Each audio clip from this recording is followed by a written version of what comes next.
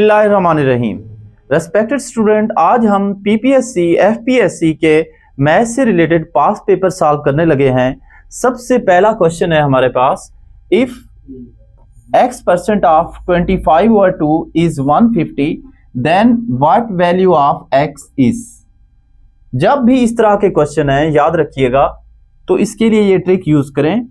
Percentage के लिए आप यूज करेंगे 1/100 और ऑफ के लिए आप यूज करेंगे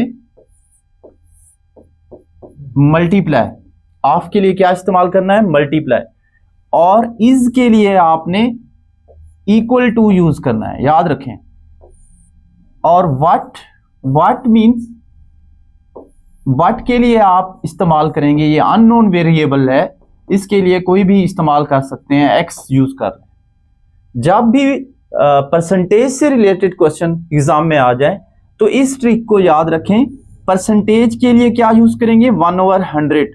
ऑफ के लिए क्या इस्तेमाल करेंगे? मल्टीप्लाई। इस के लिए क्या इस्तेमाल करेंगे? Equal to. और व्हाट जो अननोन है उसके लिए आप एक्स यूज कर लें तो क्वेश्चन इजिली सॉल्व हो जाएगा। If x% of 25/2 is 150 then what value of x is. तो इसको सॉल्व करते हैं इसी ट्रिक से। x% mean 1/100, of mean multiply 25/2 is equal to 150। Then we have to find value of x। तो x के साथ जो चीजें मल्टीप्लाई हो रही हैं वो इधर डिवाइड हो जाएंगी। 150, 100 और 2 डिवाइड हो रहे हैं तो इक्वेशन के इस साइड पे ये क्या हो जाएंगे? मल्टीप्लाई हो जाएंगे। और 25 मल्टीप्लाई हो रहा है तो ये इस साइड पे डिवाइड हो जाएगा। क्लियर? तो अब इसको हम सिंप्लीफाई करते हैं। 25 1s are 25, 25 4s are 100,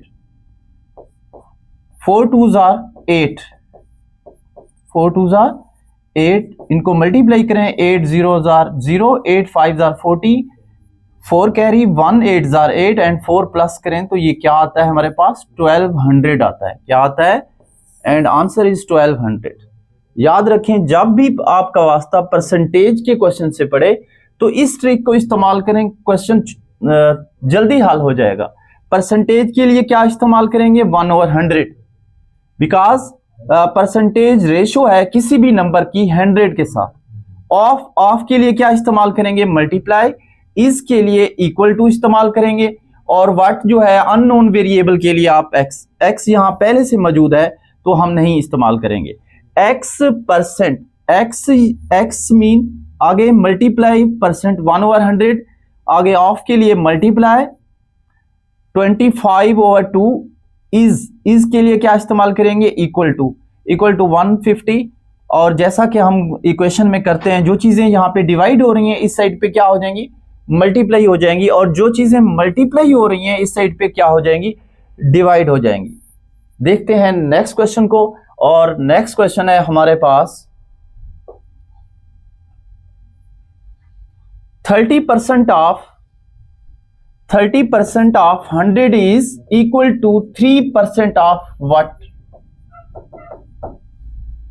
30% of 100 is equal to 3% of what? बिल्कुल उसी मेथड से करेंगे। 30% मीन्स 30/100 या 30 मल्टीप्लाई भी 1/100। ऑफ मीन मल्टीप्लाई 100 इज के लिए हमने क्या इस्तेमाल करना है? Equal to. इज यहां इक्वल टू पहले से है, अगर ना भी हो तो इज का मतलब इक्वल टू 3% ऑफ व्हाट? 3% या 3/100 ऑफ व्हाट, यानी अननोन वेरिएबल। यहां पर हमने एक्स फाइंड करना है। 30% of 100 is equal to 3% of what? तो यहां पर हमने x जो अननोन वेरिएबल है उसको फाइंड करना है। तो देखें हमें क्या चाहिए? x चाहिए। 3/100 अच्छा नहीं लग रहा, इसको खत्म करना है।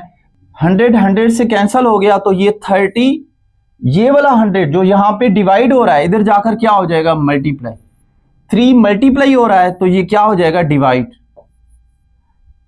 3 1s are 3, 3 10s are 30, 10 multiply भी 100,000 and that is our answer 1000। एक दो फिर देख लें 30%, 30% mean 30 over 100 of mean multiply is mean equal to 3%, 3 over 100 of what यानी अननोन, ये हमने फाइंड करना है। इस तरह से सिंप्लीफाई कर देंगे तो ये करेक्ट आंसर हमारे पास क्या आ जाएगा 1000 आ जाएगा। देखते हैं नेक्स्ट क्वेश्चन को, और नेक्स्ट क्वेश्चन है हमारे पास 18 is 70% of what value, 18 is 70% of what value, 18 is mean equal to 75%, percent mean 100, 75% को कैसे लिखते हैं 75 और 100 of mean multiply what value, what mean ये अननोन वेरिएबल, हमने जो चीज फाइंड करनी है x, तो यहां पर हमने क्या फाइंड करना है x फाइंड करना है। तो देखें ये चीजें अगर ना होती तो हमारे पास x की वैल्यू थी, इनको खत्म करना है, तो ये 100 यहां पर क्या हो रहा है डिवाइड हो रहा है, तो इस साइड पर क्या हो जाएगा मल्टीप्लाई हो जाएगा 18 के साथ, 75 मल्टीप्लाई हो रहा है तो क्या हो जाएगा डिवाइड हो जाएगा। इसको सिंप्लीफाई करेंगे 25 4s are 100 and 25 3s are 75, 3 1s are 3 and 6 3s are 18, x is equal to 6 multiply by 4 24 and that is correct answer 24। Clear, एक बार फिर से रिपीट कर देता हूं 75%, 75% mean 70 over 100, 18 is 75%, 75 over 100 of की जगह पर क्या इस्तेमाल करना है multiply what value, what mean unknown variable, तो यहां पे हमने x मालूम करना है, जो चीजें x के साथ मल्टीप्लाई हो रही हैं वो क्या हो जाएंगी डिवाइड हो जाएंगी, और जो डिवाइड हो रही हैं इक्वेशन के इस साइड पर मल्टीप्लाई हो जाएंगी, और इस तरह से हमारे पास 24 आंसर आ जाएगा। देखते हैं नेक्स्ट क्वेश्चन को।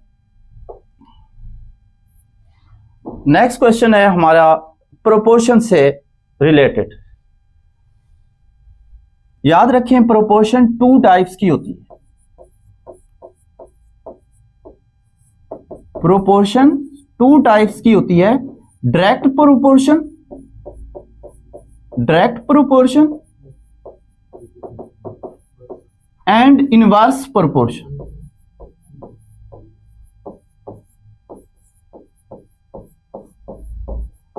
Direct proportion and inverse proportion. If increase or decrease in one quantity causes the increase or decrease in other quantity, then that proportion is called direct proportion। अगर एक चीज को बढ़ाने से या कम करने से दूसरी चीज बढ़े या कम हो तो इस तरह के रिलेशन को इस क्या कहते हैं डायरेक्ट प्रोपोर्शन कहते हैं। इसको मैथमेटिकली कैसे लिखते हैं x is directly proportional to y, mean x बढ़ेगा जब y बढ़ेगा, y कम होगा तो x कम होगा। सिमिलरली इनवर्स प्रोपोर्शन या इनवर्स वेरिएशन भी कह सकते हैं आप इसको, if increase in one quantity causes the decrease in other quantity or decrease in one quantity causes the increase in other quantity, then that proportion is called inverse proportion। अगर एक चीज को बढ़ाने से दूसरी चीज बढ़े या एक चीज को कम करने से दूसरी चीज कम हो तो इस तरह की प्रोपोर्शन को क्या कहते हैं इनवर्स प्रोपोर्शन। और ये क्वेश्चन जो है हमारे पास प्रोपोर्शन से रिलेटेड है और ऐसे क्वेश्चन एग्जाम में आते रहते हैं, तो इसका इजी वे मैं आपको बताने लगा हूं। If 160 kilometre long road can be constructed in 9 months, how many number of months are required to construct a 306 kilometre long road. तो सबसे पहले आपने डिसीजन लेना है कि प्रोपोर्शन है किन दो चीजों के दरमियान। तो यहां पर लेंथ के दरमियान प्रोपोर्शन है और मंथ के दरमियान प्रोपोर्शन है। फर्स्ट डिसीजन क्या लेना है कि ये देखना है कि कितनी चीजों के दरमियान प्रोपोर्शन है। बाद दफा ये होता है कि दो से ज्यादा चीजों के दरमियान प्रोपोर्शन होती है। जब दो से ज्यादा चीजों के दरमियान प्रोपोर्शन हो तो ऐसे प्रोपोर्शन को कंपाउंड प्रोपोर्शन कहते हैं। उससे भी रिलेटेड हम क्वेश्चन सॉल्व करेंगे, लेकिन ये दो चीजों के दरमियान है। फाइंड क्या करना है, ये भी डिसीजन लेना है। जो चीज फाइंड करनी है वो लेफ्ट साइड पे रखें। How many number of months, हमने मंथ्स फाइंड करने हैं तो इस साइड पे मंथ रखें। मंथ रेशो किन दो के दरमियान प्रोपोर्शन है, मंथ और लेंथ के दरमियान। Length of the road, length के दरमियान प्रोपोर्शन है 160 किलोमीटर लॉन्ग रोड है। लेंथ ऑफ द रोड कितनी है, 162 किलोमीटर है। Can be constructed in 9 months, 9 months में बनाया जाता है। How many number of months, कितने महीने लगेंगे अगर 306 किलोमीटर।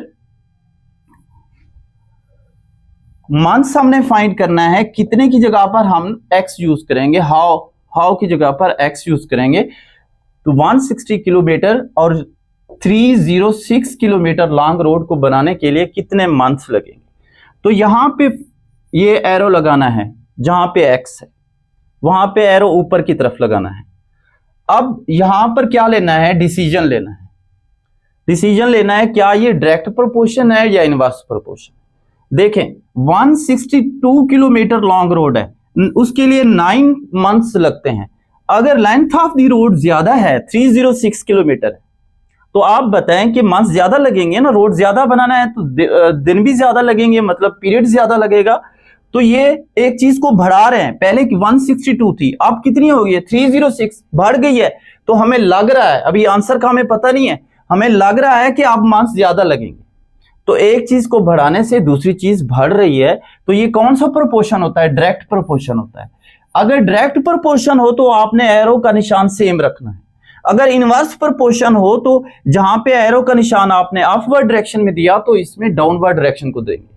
इसका भी एक फायदा है, आप देखेंगे कि इसकी टेल वाली जो रकम है इसको न्यूमरेटर के तौर पर शो करते हैं, यानी ऊपर रखते हैं, और डिनोमिनेटर में नीचे ये वाली रकम रखते हैं। तो इसको कैसे लिखेंगे, x/9 लिखेंगे, इक्वल टू डालेंगे और इसकी टेल वाली रकम ऊपर रखनी है 306 और हेड वाली रकम क्या करनी है, नीचे रखनी है 162। हमें किसकी वैल्यू चाहिए, x की वैल्यू चाहिए। 9 अच्छा नहीं लग रहा, यहां पर डिवाइड हो रहा है तो इस साइड पे क्या हो जाएगा, ये मल्टीप्लाई हो जाएगा। इस साइड पे 9 मल्टीप्लाई हो जाएगा। यह मेथड ये है, मल्टीप्लाइंग 9 ऑन बोथ साइड्स। 9 से cancel and x will be equal to 3 3s are 9, 5 3s are 15, 1 carry, 4 3s are 12, 3 1s are 3, 18 3s are 54। फिर से इसको 2 पे करें, 9 2s are 18, 15 2s are 30 and 3 2s are 6, 3 2s are 6। फिर 3 पे होगा, 3 3s are 9, 5 3s are 15, 3 1s are 3 and 17 3s are 55। इसको simplify करना है, इसको लोएस्ट फॉर्म में लेकर आना है। आपको पता है कि एग्जाम में कैलकुलेटर अलाउड नहीं होता, तो आपने खुद ही सिंप्लीफिकेशन करनी है और इसके लिए भरपूर प्रैक्टिस करनी है। तो हमारे पास आंसर क्या आ गया, 17 मंथ्स लगेंगे। फिर से मैं रिपीट कर देता हूं कि दो चीजों के दरमियान प्रोपोर्शन है, मंथ और लेंथ ऑफ द रोड के दरमियान। 9 मंथ लगते हैं 162 किलोमीटर रोड बनाने में। 306 किलोमीटर रोड बनाने के लिए कितने मंथ लगेंगे। तो जहां पर x है हमने एरो का निशान ऊपर देना है, और जहां पर अगर डायरेक्ट प्रोपोर्शन है तो हमने एरो के निशान जो है सेम रखने हैं। उसके बाद इसको इस तरह सिंप्लीफाई करना है तो हमारे पास आंसर आ जाएगा। देखते हैं नेक्स्ट क्वेश्चन को। नेक्स्ट क्वेश्चन भी हमारा प्रोपोर्शन से ही रिलेटेड है, लेकिन यहां पर 3 चीजों के दरमियान प्रोपोर्शन है। 25 men can construct 15 rooms in 18 days. In how many days 10 men complete 10 rooms? तो 3 चीजों के दरमियान यहां पे प्रोपोर्शन है, एक men के दरमियान, दूसरा रूम्स के दरमियान और तीसरा डेज के दरमियान। तो ऐसी प्रोपोर्शन को कंपाउंड प्रोपोर्शन कहते हैं। तीन चीजों के दरमियान यहां पे प्रोपोर्शन है, मेन, रूम और डेज। हमने फाइंड क्या करना है, how many days, how many days. जो चीज फाइंड करनी है उसको लेफ्ट साइड पे रखें। क्या फाइंड करना है, डेज। और अब आपकी मर्जी है, चाहे रूम को पहले रखें या मैन को। मैन और क्या है, रूम, रूम्स। देखो 25 मेन्स हैं, 25 मेन हैं, 15 रूम्स बनाते हैं, 15 रूम्स बनाते हैं 18 डेज में, 18 डेज में। In how many days, how की जगह पर x, how many days can 10 men, 10 men in 10 rooms, यानी 25 आदमी 15 कमरों को 18 दिनों में बनाते हैं। कितने दिन लगेंगे 10 आदमियों को 10 रूम बनाने में। तो यहां पर एक्स है, वहां तो हमने एरो का निशान ऊपर रखना है। अब इसको जरा भूल जाए, पहले इन दोनों का कंपैरिजन करेंगे।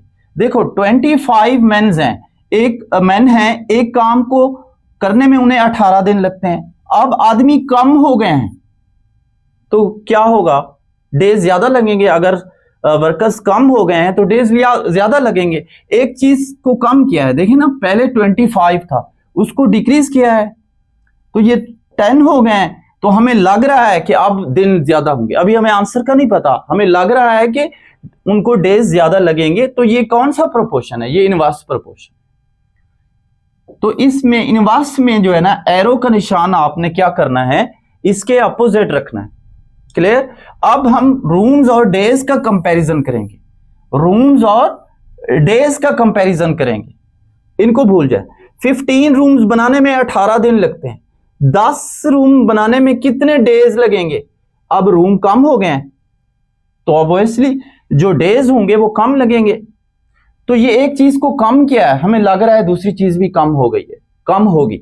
तो इसमें कौन सा प्रोपोर्शन है, इसमें डायरेक्ट प्रोपोर्शन है। और हमें पता है कि डायरेक्ट प्रोपोर्शन में हम क्या करते हैं, एरो का निशान सेम रखते हैं जैसे एक्स में रखते हैं। फिर से मैं रिपीट कर देता हूं, यहां पर तीन चीजों के दरमियान कंपैरिजन है, डेज, मैन और रूम्स के दरमियान।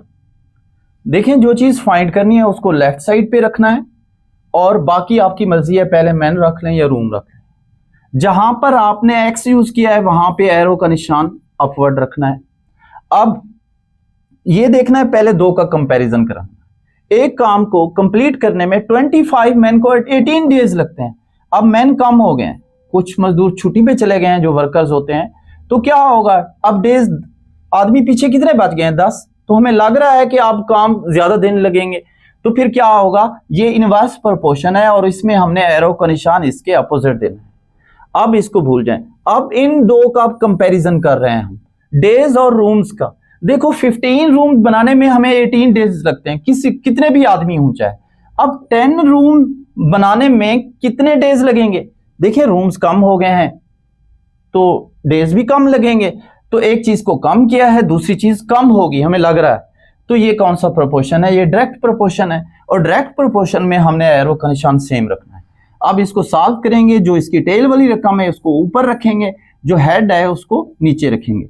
x/18 इसको क्या रखेंगे, यहां पे इक्वल टू लगाएंगे, 25/10 लिखेंगे, मल्टीप्लाई बाई 10/50 जी। 18 यहां पे डिवाइड हो रहा है, इस साइड पे जाकर क्या हो जाएगा, मल्टीप्लाई हो जाएगा। 10 से कैंसिल हो गया। अब 3 पे कटते हैं या 5 पे काट दें इनको। 3 5s are 15 और 5 5s are 25। 3 1s are 3 and 3 6s are 18।